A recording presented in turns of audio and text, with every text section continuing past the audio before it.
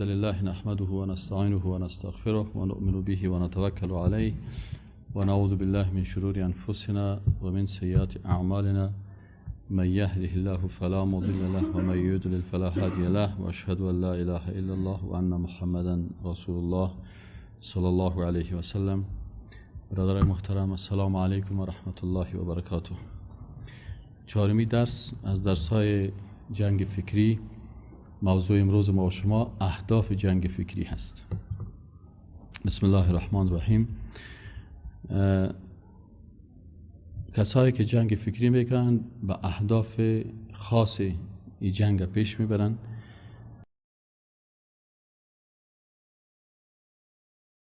یکی از اهداف جنگ فکری تزریق نظام‌های ساخت بشر به عوض شریعت اسلامی هست.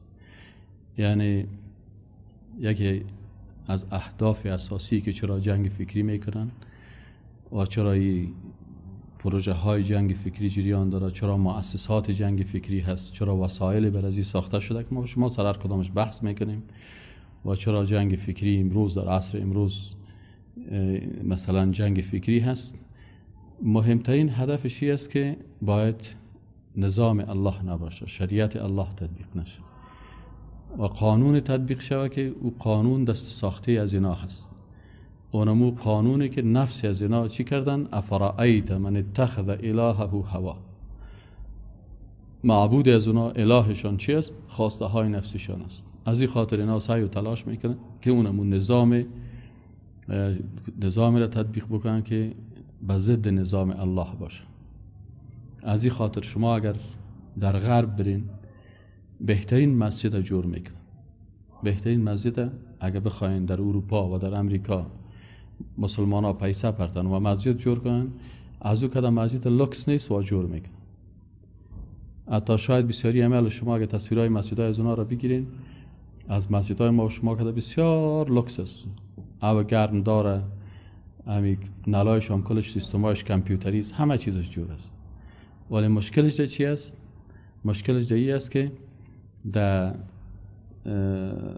نماز بخوانی. اونا میفهمن که نماز خواندن که است، بر نماز چیز نمیگن.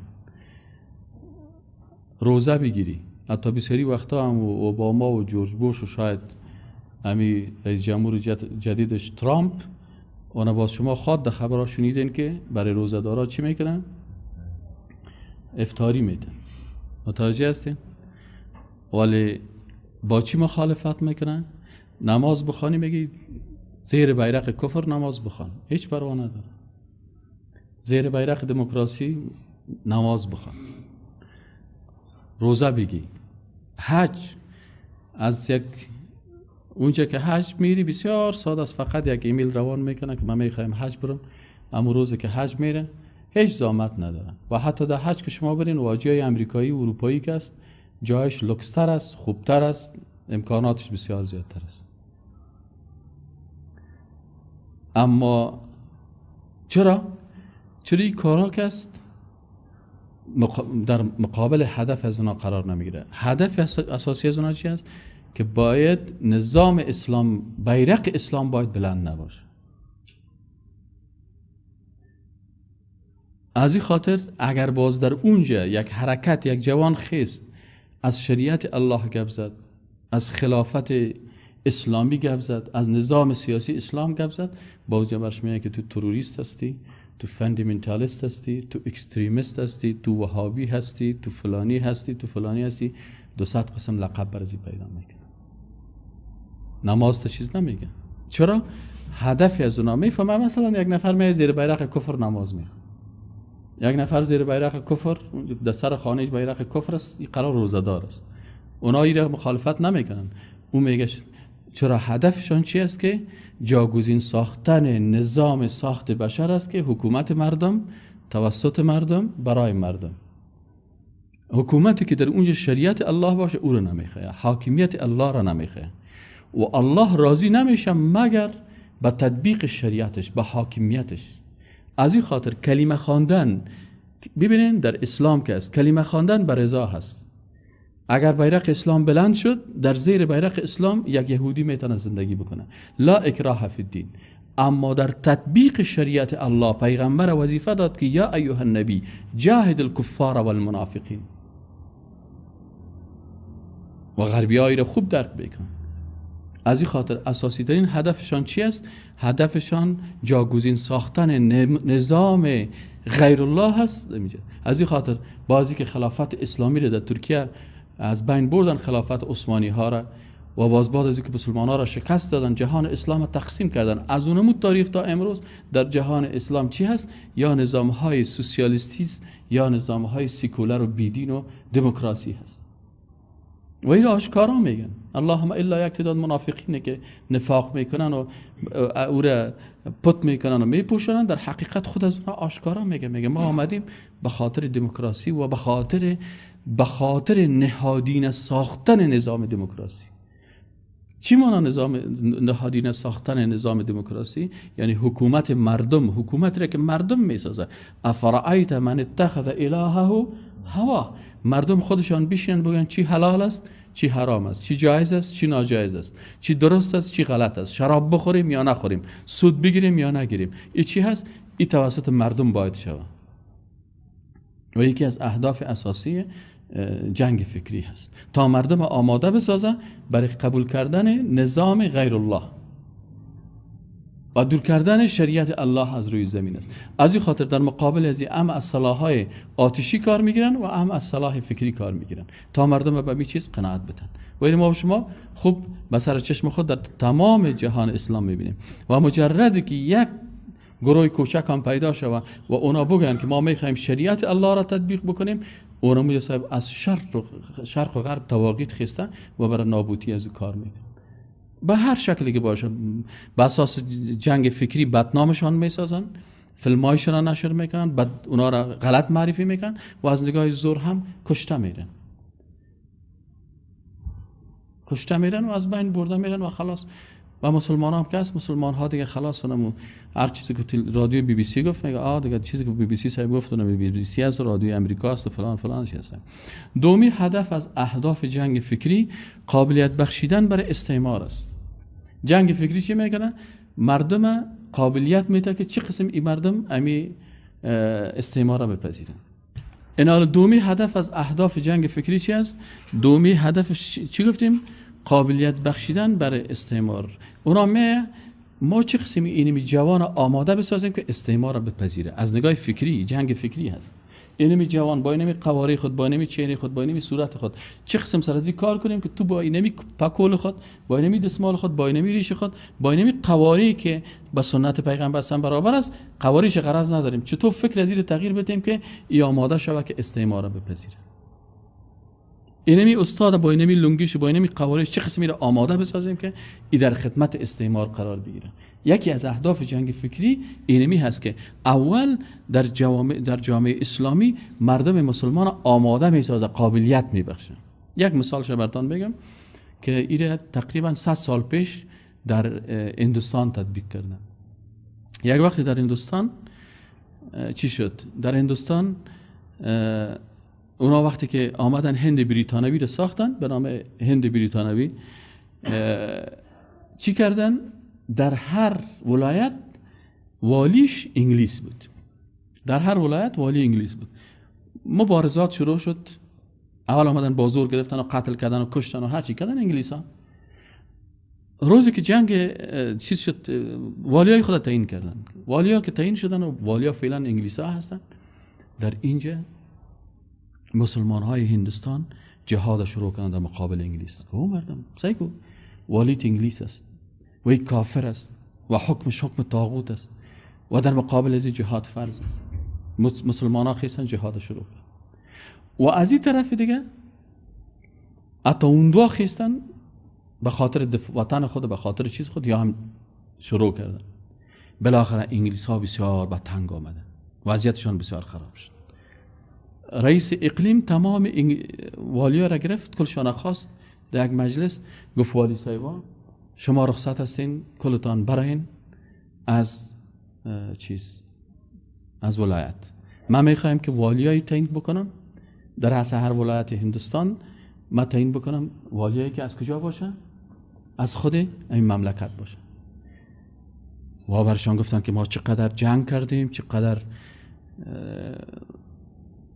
کشتیم و چقدر کشته دادیم و چقدر زحمت شد، حال ما ولایت ها را گرفتیم، حال تو آمدی پس در از والی از خودشان تعیین میکنه. و برشان گفت ریلکس آرام باشین،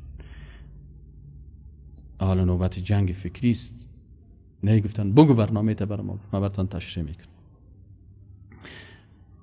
چی برنامه گفت گرفته؟ گفت برنامه مهی است. ما 3 ماه پیش از هر ولایت تحقیق کردم، در هر ولایت داکو دارن و دزد دارن، جنایتکارای بزرگ دارن. گفت ما یارو جمع کردیم، برو از فلانی ولایت هند اما کلان داکویشانه نمبر 2 کل از یارو بخوای. از چندین ولایت داکوی از یارو گفت کلشان جمع کردیم، دزدایشان جمع کردیم، مردمای جنایتکارش جمع کردیم. یارو گفت کلشان شاندیم. از مناطق اسلامی هم مسلمان ها هم دزد دارن، مسلمان ها هم جنایتکار دارن، وارم پیدا کردیم، کل از یارو شاندیم. خب گفت کل از یارو مشاندم. یک روز مجلس گرفتم، در مجلس برشان گفتم که شما امی از هر ولایت ها، گفت از هر ولایت 10 نفر آمده بودن. خب برشان گفتیم شما از کدام ولایت هستین؟ گفت ما صاحب از فلانی ولایت. سکا هستین؟ گفت ما سک هستیم. کلتان سک هستین؟ خب در بین شما 10 نفر زیر دار گریختگی و عاق پدر و مادر و 4 تنگه قرضدار، کدامتان درجه اول هستین؟ امی دوزام کس از خود چی دارن؟ داکوی دزا، بزرگ دزا دارین؟ گفتن آسه یعنی نامش بتین چی است؟ نامش که کلتان اتفاق این صاحب اول نمره هست در بین دزا. دومش کی است؟ دوم است. کی سوم است؟ چهارم است. خب بسیار خوب. بنام گفت شما سک صاحبا اینی نفره که 2 درجه است ای والی تعیین میکنم مثلا، این درجه دومش معاون والی تعیین میکنم، این سومش قماندان امنیت تعیین میکنم، این دیگه ایش شاروال تعیین میکنم. صحیح است؟ کار میکنین؟ گفتن چقدر خوب است، ما را که تعیین بکنید. چی است؟ نه گفت شما امو خر هستین، منتها ما براتون پالانای نو میارم. سابق با دیگر لباس دوزی میکنین، حالا براتون نکتایی میتم، دریش لوکس براتون میتم، فهمیدین؟ یعنی رتبه براتون میتم، فلانی میتم. شما چی کنین؟ شما پالانتون تبدیل کنین، خویتون تبدیل نکنین. لباس جدید براتون میتم، شما روان میکنیم در منطقهتون، برین از طرف ما آزاد هستیم، هر چی که میخواین بکنین. دومش کی است؟ اینی فلانی. گفت ای تو معاون والی، ای دیگه کیست؟ شاروال. تو کی؟ قماندان. فهمیدین؟ یعنی الا گفت برازیل لباسایشون رو توزیع کردن. صاحب برازیل صاحب در هر ولایت لباسا رو تعیین کردن، موتورای لوکس برازیل دادن، والیای انگلیسی رو وصول کردن. یارو چی کردن؟ مقرر کردن. یا که جابجا شدن. ای در هندوستان است 1 قرن قبل. ما این وقت در تاریخ هندوستان میخواندیم و استعمار هندوستان و جنگ فکری در هندوستان است. خواندن تاریخ و دیگرها را شناختن، باز آدم میتونه که مغز خود فکری نمی است که از گذشته ها باید درس بگیری، بفهمی که چی گپ است. در اسلام یکی فقه قرآن است، فقه سنت است، فقه اولویات است، فقه الواقع است. فقه الواقع است که تو میفهمی که دنیا چی تیر میشه، دشمن مکی هست. اما بسیاری وقت مسلمانان فکر میکنن شخص چطور است؟ خوب است. دشمنت کی است؟ دشمن دیگه ابو جهل وارست. ابو جهل چی داره؟ 1 دانه شمشیر داشت. خلاص ما هم که شمشیر جنگ میکنیم. نیوتن دار. امروز دشمن ترامپ است. امروز دشمن نتانیاهو است، صدر اعظم اسرائیل. امروز دشمنای خطرناک است. امروز فری ماسونر هستن، شیطان پرستا هستن که جهان در یک لحظه کل گیرن تو در دست خود میچرخونن. با امر از تو مبارزه میکنی، باید اونم تو فکر داشته باشی و بشناسی که از کدام طریق، از کدام وسیله، از کدام اسلوب میتونه نابود میکنه. پس وقتی که کل از اینا رو مقرر کرد، والیای چیزا گفت شما برین 6 ماه رخصتی برین، 6 ماه بعد با سعی کنین که براتون وضعیت چی میشه. انگلیس ها رفتن رخصتی و والیای نو صاحب در موتورهای لوکس رفتن در ولایت معرفی شدن. خلاص و مردم شما چی میخواستین که والیتان چی باشه؟ مسلمان باشه. این مسلمان. معاونش هم مسلمان باشه. این معاونش هم مسلمان است. کلش هم میخوایم این مسلمان. وقتی که یا رفتن در اون منطقه، شاوکش صاحب نکتایی رو وسو انداختن. الا بیارین صاحب چیز بچه‌ها هست و دخترها هست و دول هست و ساز هست و شراب هست. مقر ولایت چی تنبورا هست، کوک مای پنیر وارو بینید مچم شیر وارو بچه جان پیشم برقصه و مچم فلانی چطور کنه این صاحب یا صاحب شروع شد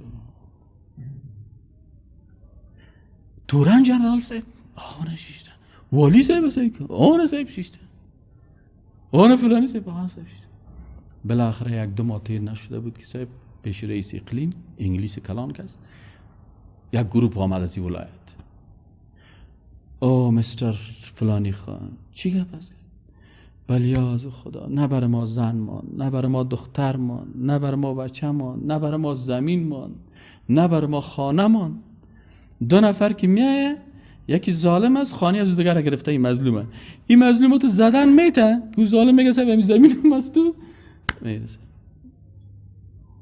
هیچ چیز برای ما نمان صاحب است برای کل چیز ما میمونه خیلی شما گفتین که سک باشه سک ها گفتن صاحب لینه نبیر کافر بیار بله از خدا ما را از شر از یک خلاص خب ما به خدمت شما کار کردیم مسلمان ها که آمدن او مسلمان ها شما نگفتین خاله مسلمان است نه بله از خدا کافر سکو آماده ساختن برای چی یار آماده ساخت ذهنن برای پذیرش والی انگلیس اما این مردم نمیفهمه که اینمی خبیث بزرگ کی سرمت این کرده اینمی که سر من بمبارد میکنه کی رو آورده اینمی که خانه مرا چور میکنه ایره کی آورده از این کی حمایت میکنه کی رو سلام میته کی رو مهمات میته کی رو رتبه میته کی رو مقام میته تا 12 بجه شب در سفارت کی کار وظیفه جریان داره ایره نمیفهمه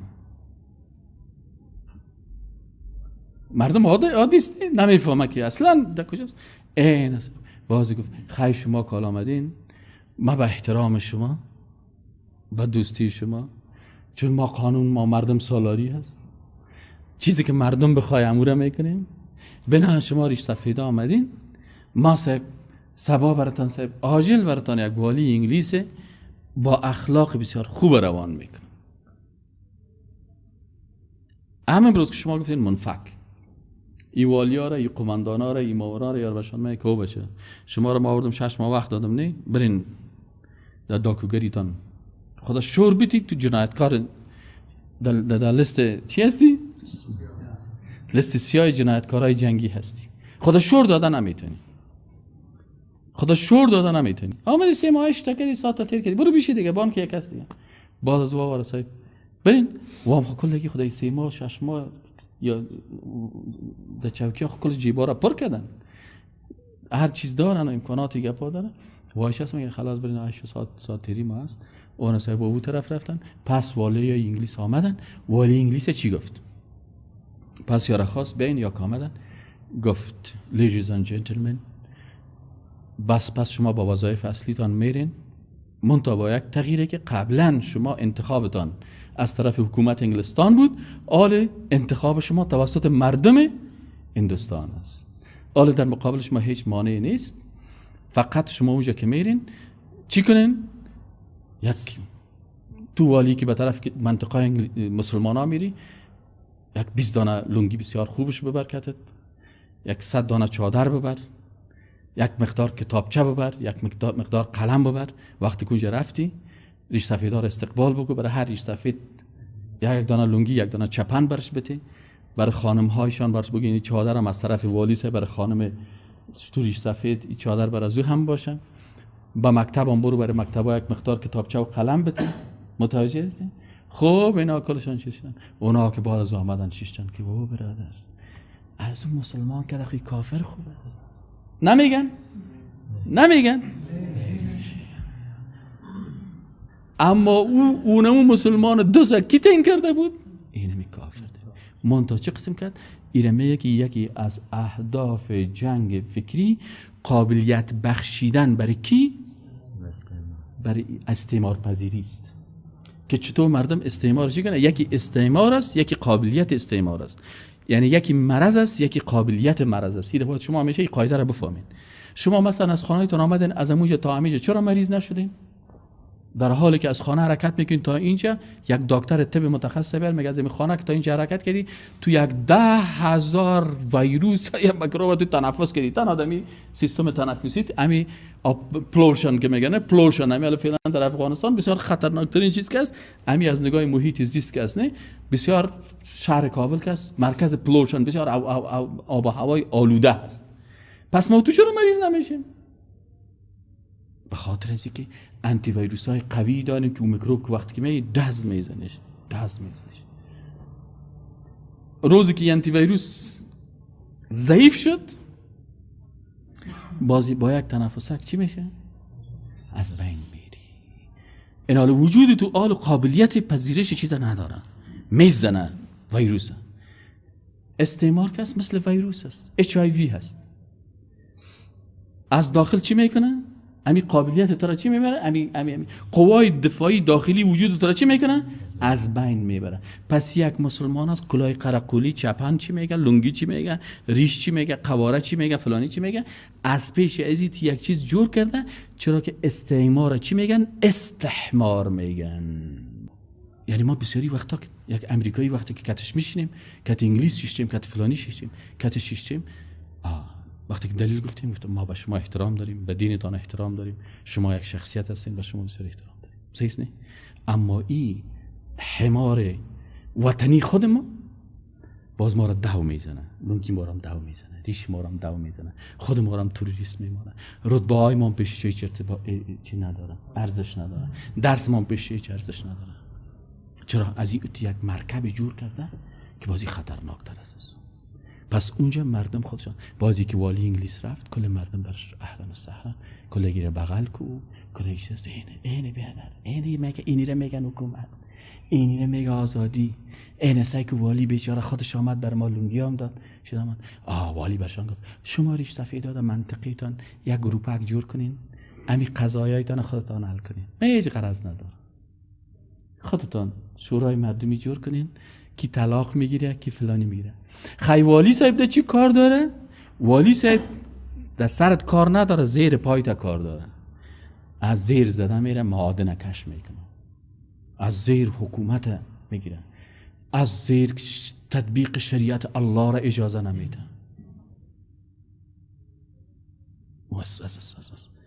از داخل کار کرده میره. پس به این شکل وان شما دیدن که یکی از اهداف جنگ فکری چی است؟ قابلیت دادن بر کی است؟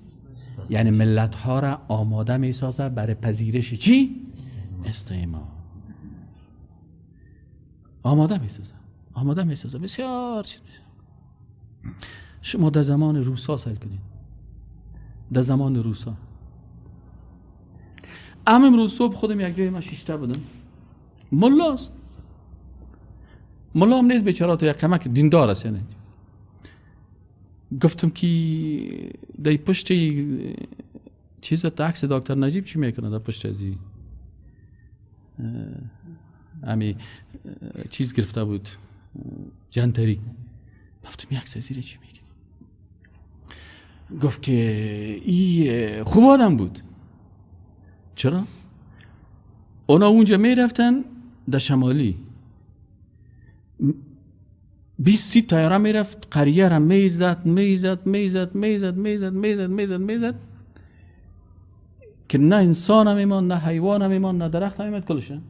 اما در شارج اینجا چی میکرد؟ مسجد جور میکرد. امروز جناب رئیس جمهور منشی عمومی حزب دموکراتیک خلق افغانستان فلانی مسجد چی میکنه؟ افتتاح میکنه. این چی است؟ جنگ فکری است. مردم های جاهل و لوده و بیعقلی که نمیفهمه میگه آه نصیب حالا ایره سعی که چه خوب مسجد جور کرد، چه خوب مسجد جور کرد.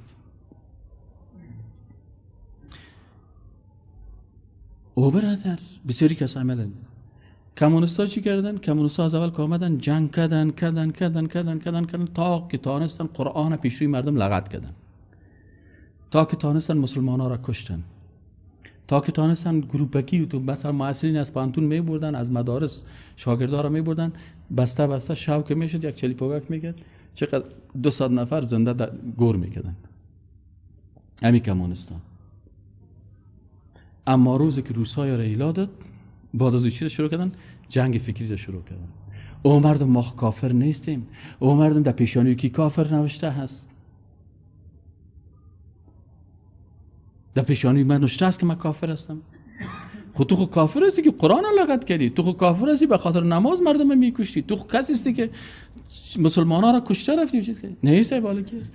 اینه آره چیزا شروع کردن خیستن جنگ فکری چی است؟ الا مسجد ها را جور کنین، الا بل ملاها ماشتین بکنین، الا ریاست اوقاف به وزارت اوقاف تبدیل بکنین.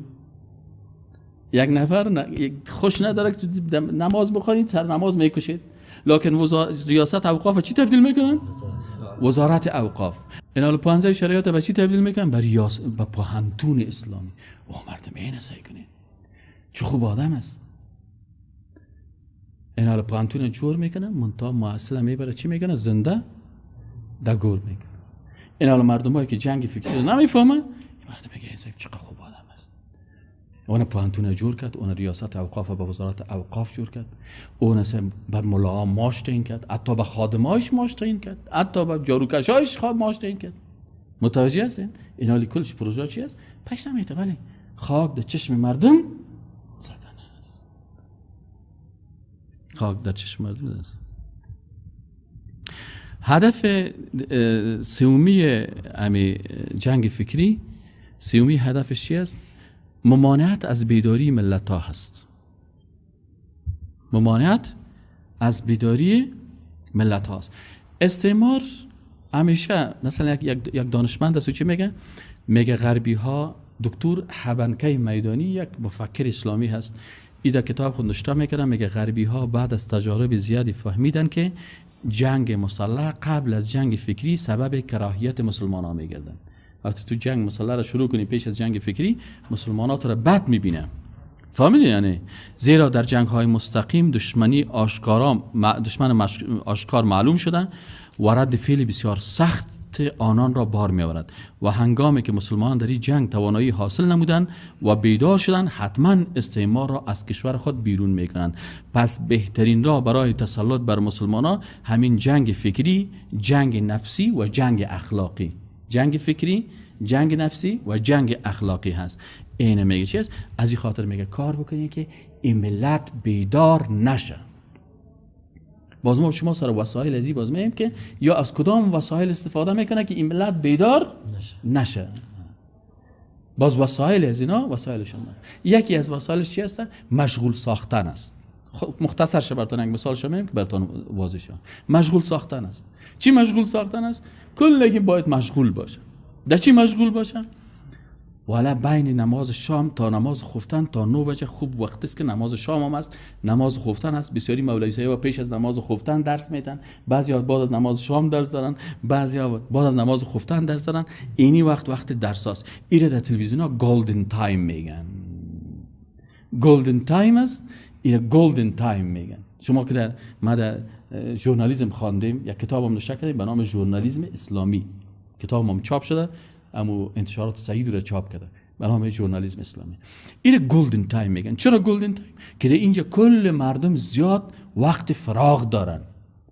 در دیگه وقت‌ها مثلا در طول روز مردم در کار مصروف هستن، بعد از 10 بجه مردم خواب میبره، صبح که مردم در خواب هستن، همین وقت است که مردم بیکار هم هستن و زیاد از این خاطر علمای مساجد هم در این وقت‌ها پروگرام‌های درسی دارن. چی میگن؟ این گلدن تایم است. از این خاطر بسیار برنامه‌های خطرناکه که یارا مشغول بسازن. خوب اما برنامه‌های جذاب دمی وقت است. حالا فیلم است، حالا کشتی کج است، حالا فوتبال است، حالا برنامه‌ای این برنامه‌ای که خنده بازار است، ستاره هست، است. در این بین شام و از شام شروع تا ساعت‌های 10 بجه این وقت اینا گلدن تایم میگن. در این وقتی برنامه‌ها را میمونن و جوان‌ها را چی میکنن؟ مشغول میسازن. مشغول میساز. یک وقتی میگه کسی در 15 شریعت چی میگه؟ استاد محترم یک کورس انگلیسی هست. یک کس آمد برای من میگه برای استادای شریعت یک کورس مخصوص انگلیسی هست. خب چی میکنه اونجا؟ استاد جان نان چاشتش در صافی لندمارک است. نان چاشتش و روز $10 هم داره. انگلیسی هم یادت میته؟ $10 هم میته؟ نان چاشت هم در کجا میته؟ صافی. این حال استاد دایی وقتی که رفت 3 ماه زمستان نان و چاش در کجا خورد؟ صافی لندمارک خورد. هر چاش که بخورم در هر روز دیگه یک سانتی دیگه رو سر میکنه این حساب شکم. $10 هم که جیبکت پر باشه سیز نه خود اونجا صبحی 9 بجه تو میری اونجا تا 1-2 ساعت انگلیسی باز یک چای هست و باز یک چی هست یک برک هست یک فلانی چاکلیت هست یک پاست بعد از پیشین هم یک چیز هست. خب خلاصه بسته زمستان تو در چی تیر شد؟ در کورس انگلیسی تیر شد. حالا برای سمستر جدید چی آمادگی داری؟ هیچ. برای شاگرد چی آمادگی داری؟ هیچ. در حلقات درسی زمستانی که جوانان میخوای داشته باشی والله من وقت ندارم. این حال چی شد؟ حتی یا باید مصروف شد. وقتی که مصروف شد این حال جوانا میمونه برای کی؟ جوانا میمونه به فیلم میمونه، به خنده سالار میمونه، به رزی میمونه، به پروگرام‌های دیگه میمونه و بالاخره جوانا چی میکنه؟ چی است؟ اینه. این ملت هم میخواد که چی بده؟ خو بده. یکی انسان است که خو بردش، یکی انسان است که بیدار است خود در خو انداخته. حال ما اکثرا در افغانستان مردمایی داریم که خود در خو انداخته. یک نفر در نماز صبح بیدار میکنه خو است بر شورش میگه چی گپ است؟ میگه وقت نماز او بسم الله الرحمن الرحیم الحمدلله الذی احیانا بعد ما اماتنا و الیه النشور او چت میخزه نماز میخونه. یکی دیگه دلش نیست نماز بخونه، دلش نیست نه هر قدر که شورش میده خود در خو انداخته. او بخیز مرده بخیز هر قدر که شورش میده قرار خودم تو انداخته. این حال یکی از چیزایشون چی است که باید این ملت بیدار نشه. برای خواندن ملت چی برنامه است؟ باز وسایل شما و شما میگن از کدام وسایل استفاده میکنن تا این ملت چی شون؟ خو باشن. و مشکل ما اینه است که ملت ها بسیاریشان چی هستن؟ در خو بسیار عمیق غرق است. هر جوان که صاحب سیکری نمی گوشش چی است؟ گوشکی است. و چی میشنوه؟ یعنی اگر از 1000 جوان 1-2 تا از قرآن بشنوه یا اسلامی رو بشنوه دیگه که سال کنی 24 ساعت آنقدر سر یک پارچه موسیقی چقدر کار میشه، سر یک برنامه چقدر کار میشه. این برای چی است؟ برای خو دادن ازی است که جوان چه قسم ما خو بدیم و این خو باشه. کتش گپ بزنی نماز روزه و نه باید هم تو خو باشه و طرف دینی. هدف چهارمی از اینا که هست، هدف چهارم جنگ فکری فساد فکر است. فساد فکر. ببینین یک دکتر میدانی یک عالم است، دکترا داره و یا آدم با فکر است، میگه دشمنان قاعده جدیدی را برای خود گذاشتن. یک قاعده میگه گذاشتن، این قاعده را حفظ کنید که دشمنای اسلام یک قاعده گذاشتن. چی میگن این قاعده شان؟ هرگاه سلاح دشمن تو را به ترس انداخت فکرش را فاسد کن. با فکر فاسد خود را خودکشی میکنه.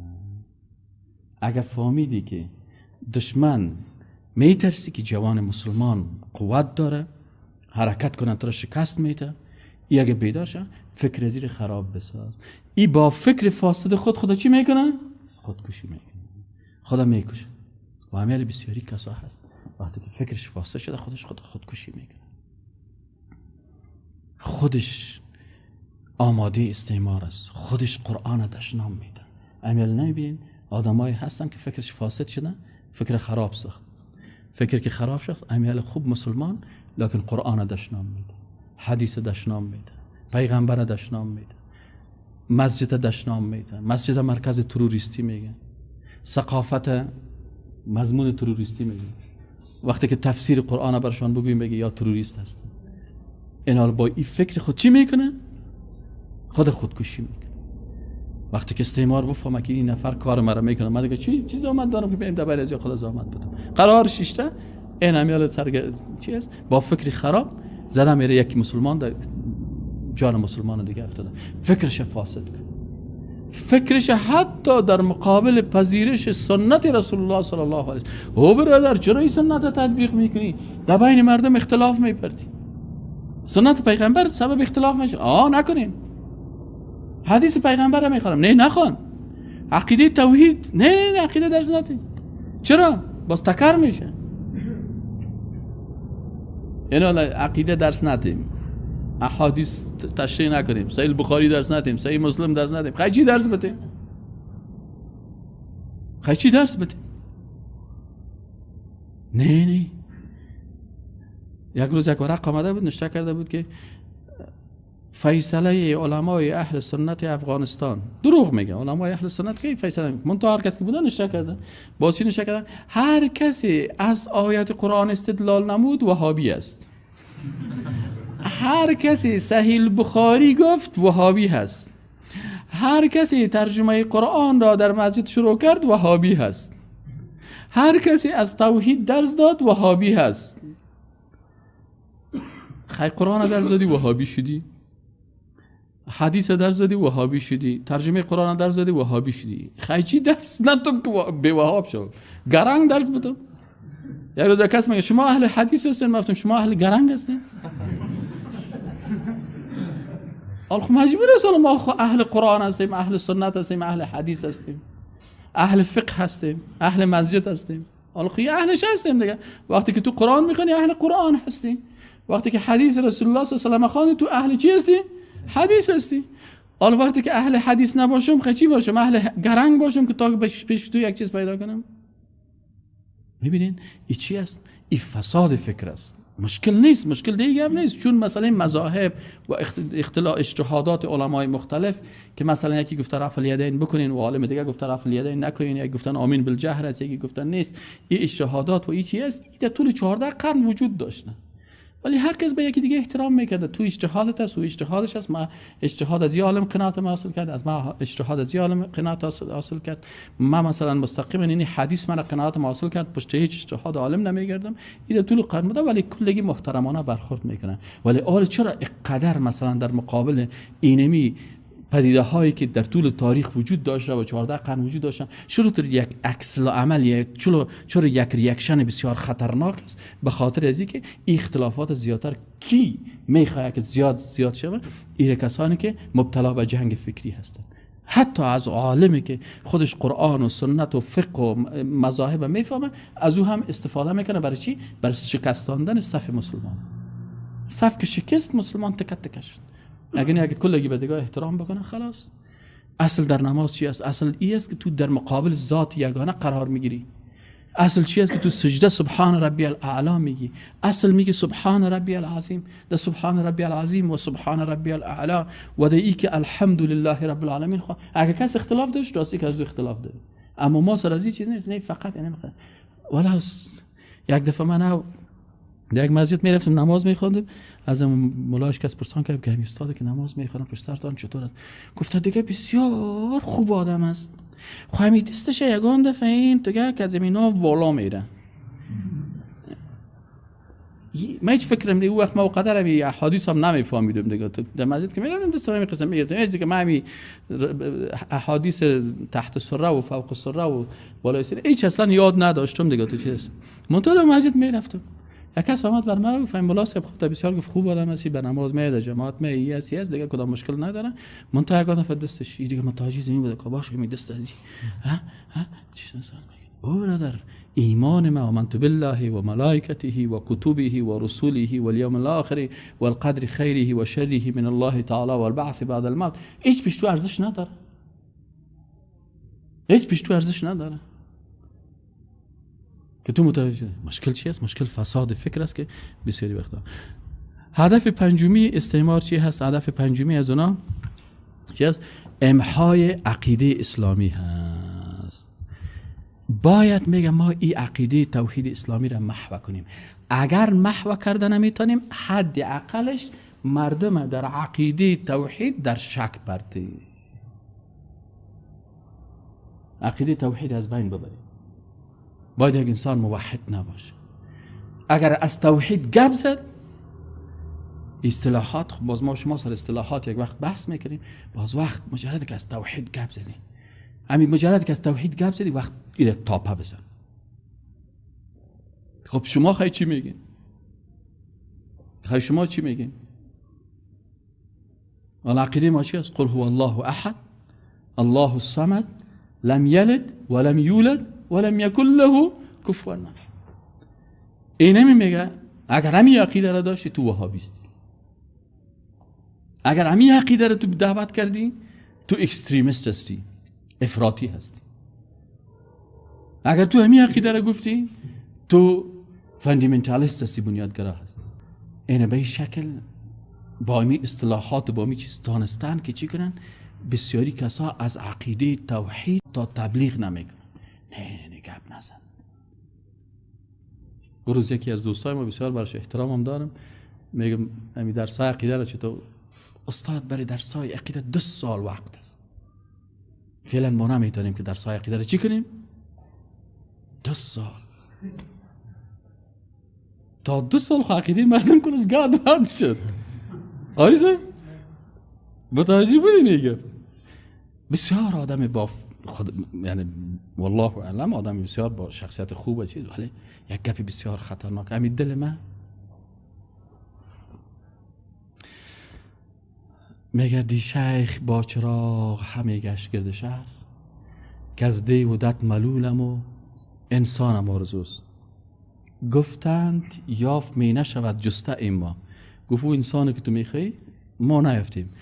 گفت آن که یافت می نشود آنم آرزوست، که از همراهان سست عناصر دلم گرفت. از این مسلمان های سست عناصر دلم گرفت. شیر خدا و رستم دستانم آرزوست.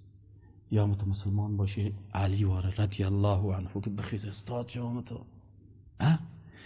و شمشیر بگیره و در مقابل دشمنای اسلام جهاد بکنه. و یا حداقل اگه کافرم باشه رستم واره، رستم واره چی باشه؟ در صف استاد از میجنگه کشته میشه خلاص. اما ای که تو مسلمان هستی و به این اندازه ضعیف باشی که عقیده توحید اسلامی را بر مردم رسانده نتانی. و میفهمیم که رسول اکرم صلی الله علیه و سلم به عبدالله ابن عباس چی گفت که یا بنی انی اعلمک کلمات احفظ الله یحفظ. الله را، محبت الله را، توحید الله را، رقابت الله را حفظ کن، الله تو را حفظ میکنه. و باز برش میگه که اگر کل دنیا جمع شود ان ینفعوک بشیء، کل مردم دنیا بخواه که جمع، لن ینفعوک الا ما کتب الله لك، فایده نمیتونه آنچه که الله برات نوشته کرد. و اگر کل مردم بخواه بر تو دشمنی بکنه، متوجه بر تو ضرر رسانده نمیتونه مگر آنچه که چی کرده الله برات. رفعت الاقلام و جفت الصحف، قلم ها چی شدن؟ برداشته شدن و کتابایی که نوشته میشه کلش خشک شده خلاص، صورت از تغییر دادن. والقدر خیره و شره من الله تعالی والبعث بعد الموت. زبان خدا شیطان اخرس بسازم از حق، از ساکت عن الحق شیطان اخرس. کسی که حق نمیگه شیطان اخرس میشه انسان. این حال ما به خاطر از چیز این حال دشمن چی میخواه؟ دشمن خیلی خوش داره دیگه که تو تمام روز از چی گپ بزنی؟ فضایل وضو، فضایل نماز، فضایل فلان، فضایل فلان. خب خلاصه یکی از اهداف استعمار چی است؟ محو چی است؟ عقیده توحید است که باید یارا چی کنن؟ از بین ببرن. یک مجله است در مراکش، در ماراکو، در اونجا نشر میشه. مجله است که کاتولیک ها نشر میکنن. اینا میگن که ان فرانسه لا يمكنها ان تنجح في اخضاع اهالی المغرب الا بابعادهم عن الديانه الاسلامیه. گفت وقتی که فرانسوی آمدن در منطقه مراکش گفتن ما نمیتونیم که سر از اینا حاکمیت بکنیم تا وقتی که اینا را از دین اسلام چی نسازیم؟ کس پروژه خواهیش نه. در درسای بعدی هدف دیگه شان چی است؟ هدف ششم جنگ فکری است که جلوگیری از وصول اسلام به ملت های دیگر. اصلا زیاد کوشش میکنن که مسلمان ها را ضعیف و زشت نشان بدن تا اسلام به دیگران نرسه. چرا اسلام اگر به لباس حقیقیش بر اروپایی ها و امریکایی ها برسه، این جنگ فکری تنها سر ما و شما نیست. فهمیدی؟ یک وقت ما یک ژورنالیست آلمانی گپ میداد، ما گفتم شما از ما که بدتر وضعیتتان خراب است. این جنگ فکری تنها سر ما نیست، سر خود ملت های اونا هم است. بنابراین یکی از اهداف جنگ فکری است که به خود ملت‌هایشان، به ملت اروپا و ملت امریکا، برای از اینا، برای آسیوی ها، برای افریقایی ها، برای کسایی که غیر مسلمان هستن، دین به لباس اصلیش نرسه. از این خاطر وقتی که با یک غربی شما میرین، اونا زیاد سر از اونا قدر کار کردن که مجرد میگی مسلم، فکرتان هست نه؟ روز یک کسی یک قاعده را داد، گفت مثلا در غرب تو یک سیستم است، مثلا از نگاه روانشناسی گفت مثلا یک نفر گرسنه هست نه، برای گرسنه مجرد که برای گرسنه می کباب، یک میزی بسیار لوکس تصور میکنه، گوشتای بسیار خوبش خوراکی چیزی کباب. ها وقتی که برش یک نفر تشنه هست، برش میگه که یک گلاس آب که دبایش همه قیخ هم افتادن، آب بیارم آب، گفت فورا نمی کلیش یک گلاس آب، یک تو تا یخ هم دبایش من. گفت در ذهن غربی ها اینمی قسم یاد واکسین کردن که مجرد میگی اسلام مسلمان، یک شخص تروریست، ابروی کتا کتا، بسیار اعصاب خراب، چاقو در دستش، امتحان دادش. یک کسی هست یک خودش قصه میکنه، یک کسی هست شما اگر در islamalways.com در سایت اینترنتی برین، یک کسی هست به نام جوزف ادوارد استس، آل به نام شیخ یوسف استس است. شیخ یوسف استس وقتی که نه مسلمان میشه، میگه وقتی پدرم برام میگه که برو همراه مسلمان صحبت بکن، میگم اولین مرتبه در ذهن من میاد که معلومه میره، میگه برو نامش محمد است که شریک تجارتی ماست. میگه من دیگه در این فکر هستم که میریم که محمد دیگه یک آدم است که ابروی کتا کتا داره، چسبیدگی بسیار کتا کتا و یک شمشیر هم در دستش است و فقط هم تو برودا هم دیگه هم تو داکو منگل سنگ، هم تو قواره خطرناک دیگه چی هست دیگه، نمیت در مقابل ما تو میایو کمی نو کمی برم کمی اول که بگیم او are you، بگه فاین. همین چیز بسیار مذاقی است. شیخ یوسف استس اگه شما islamalways.com هم سایتش برین، میشه که از گپ هم بزنین و بسیاری صحبتایش بشنوین، بسیار تو چی میکنن، مذاق میکنن، زیاد باز زیاد خنده میکنن در این صحبتای چیزا. در محافل ذاکرنای اشتراک میکنه به نام یک ریش کلان سفید آل داره، تقریبا 30 و چند سال است مسلمان شده. بسیار مردم ها رو دعوت کرده مسلمان میشه. در یک مجلس از آلمان وقتی که 400 نفر است که میگه بخیزن کلتان بگین لا اله الا الله، کل الجا میخیزن، کافر مسلمان کل لا اله کلش لا اله الا الله میگن، یک دقیقه کلگی مسلمان میشه کسایی که زمین تالار هست دیگه. او میگه این تو برای ما تصور داده بودن در ذهنیت ما که وقتی گفت من رفتم سعی کردم که محمد تو ببین پیش سوال میکنه که هواری محمد هواری حالا میگه وقتی که محمد هست تو طرف دار بده سم صفا مسلمان، نه ابرویش قدر خطرناک است، نه دست شمشیر است. میگه من پرسش کردم هواری، فاین، برای ما چای داد، نان داد، باز برش میگه باز خوب تو قصه طویل داره. باز میگه این نفری که محمد نام داشت که شریک تجارتی ما بود، باز میگه مرا سبب مسلمانی مام شد، سبب مسلمانی خانم مام شد، سبب مسلمانی یک کشیش هم شد، سبب مسلمانی پدر مام شد. باز میگه اینه ما را مسلمان ساخت. هدف هفتمی استعمار چی است؟ محو هویت اسلامی. باید امی شخصیت اسلامی چی شود؟ کاملا از بین بره. شما یک کتاب ما براتون میدم بخارین، بعضی کتابا رو اگه نخواندید یک سایل کنین، مثلا تمدن اسلام، اونا اصلا تو میخواین بگن که no civilization in Islam، هیچ تمدنی در اسلام وجود نداره. اما بعضی کسایی که بازوا مردمای با انصاف هستن، اینالی جنگ فکری میخواه که تمدن اسلام، علوم اسلامی را، شخصیت مسلمان را کاملا چی کنن؟ از بین ببرن. اما من عمل سر یک کتاب کار میکنم به نام تمدن اسلامی. یک کتاب بسیار خوبش است، What 1001 Invention، 1001 اختراع مسلمان ها هست. Invention من صحیح گفتم یا غلط گفتم؟ من میگن اختراع. 1001 Invention ایره شما در اینترنت به انگلیسی عکس میفهمه، عکس به انگلیسی نمیفهمه، به نام 1001 اختراع مسلمان ها. به فارسی هم ترجمه شده، فهمیدی؟ و به عربی هم ترجمه شده و به ترکی هم ترجمه شده که نشان میده که مسلمان ها 1001 چیزی در او ساینسی، علوم ساینسی تنها یا اختراع کردن. اولین مخترع طیاره مسلمان هاست، اولین شعاع نوری را مسلمان ها چیز کردن. این سرزی معمل سرزی کتاب کار میکنم سر تمدن اسلام، شما امیر بخواین. و یک کتاب دیگه نوشته شده به نام تمدن اسلام و عرب، ایره یک فرانسوی نوشته کرده به نام گوستاو لوبون. این هم نشان میده که مسلمان ها چی تمدنی داشتن. و یک زن از به نام لیگریت هون که او یک کتاب نوشته کرده، با آلمانی نوشته کرده که شمس العربی تستوى على الغرب. ما عربیش برای ما استادا نشان داده بودن و خواندیم، یعنی آفتاب اسلام بر غرب می درخشه.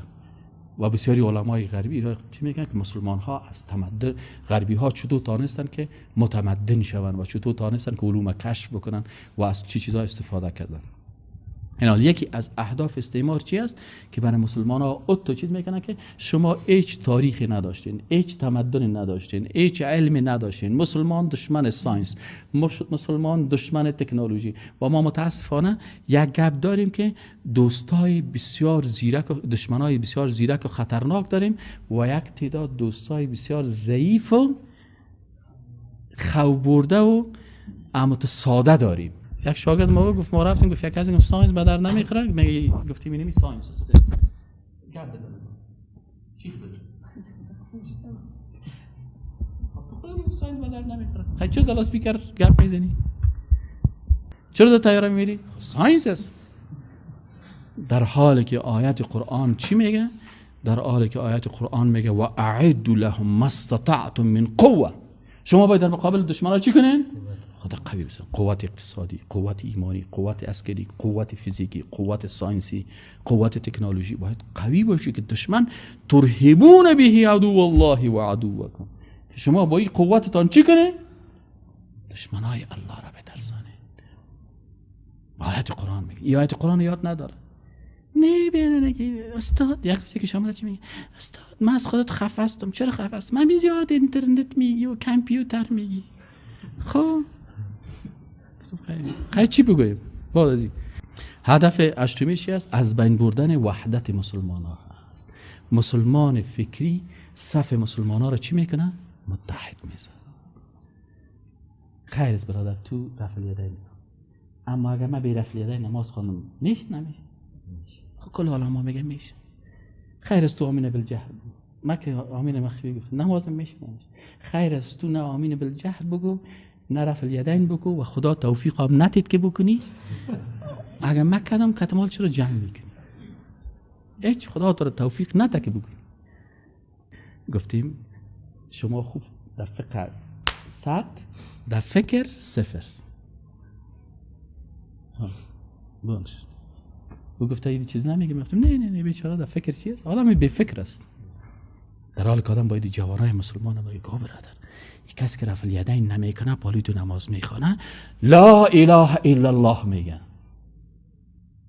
لا اله الا الله میگه. تو میفهمی ارزش لا اله الا الله؟ موسی علیه السلام گفت یا الله برای من یک ذکر بده که خاص برای من باشه. گفت یا موسی برو بگو لا اله الا الله. گفت خب کلگی میگه یا الله. گفت اگر آسمان ها و زمین و آنچه در آسمان ها و زمین از یک پله ترازو گذاشته شود و لا اله الا الله در پله دیگه گذاشته شود ای ازو کده گرنگ است. ارزش لا اله الا الله محمد رسول الله را میفهمی؟ تو به خاطر یک مثلا مرض صاحی ایمان میکشی، تو اصلا ارزش لا اله الا الله را نمیفهمی. صف مسلمان ها را بگذار که متحد باشه که در مقابل مشرکین و ملحدین و کفار و زنادقه باید اینا استاد شد. اما توی مسلمان واقعی که لا اله الا الله را با اخلاص دین با عقیده میگه بزنید چیز تو الله در روز قیامت بسیار کسا هستن به خاطر شکستان در صف مسلمان ها در روز آخرت جزا دیده میبینه. حفظ وحدت صف مسلمان ها ایسر مسلمان ها فرض عین است که تو باید برادرت لا تحاسدوا ولا تباغضوا. رسول اکرم صلی الله علیه و حسد نکنین، بغض نکنین. ولا تدابروا، رویتان از یکی دیگه دور ندین. و کونوا عباد الله اخوانا، برادر یکی دیگه که دارن در آغوشتان بی برش بگو که احبک فی الله احبک فی الله احبک فی الله احبک فی الله. مگر دوستیتان زیاد شد؟ نه مازه نه تو الان دیمیان دیگه هدف نهمی چی است؟ تخریب حرکت های اسلامی. مجرده که یک حرکت اسلامی 4 نفر جوان یک کورس ایجاد کردن که قرآن درس بده ای باید تخریب شود. 4 نفر جوان خواستن که یک 4 نفر دعوت بکنن باید چی شود؟ این از بین این تخریب است. مجرد که یک حرکتی به نام اسلام شد و هدف نومش چی است؟ جهانی ساختن فرهنگ و سیاست استعماری است. میخوایم که فرهنگ خود به نام گلوبلایزیشن ایره در زبان عربی عولمه میگه. محمد قطب دیواره یک کتاب بسیار خوبی داره اگر میخواین مطالعه بکنیم.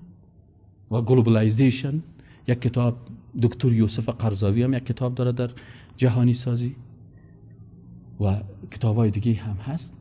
یعنی میخواین چی کنن؟ باید فرهنگ جهانی باشه. فرهنگ کی؟ فرهنگ غرب. به حجابی، به سطری، به فلانی، به فلانی. این باید جهانی باشه. عقیده غربی باید جهانی باشه. از این خاطر باید کل هیچ جگه دین برتریت نداشته باشه. کل دینا یک چیز است. کلش یک چیز است.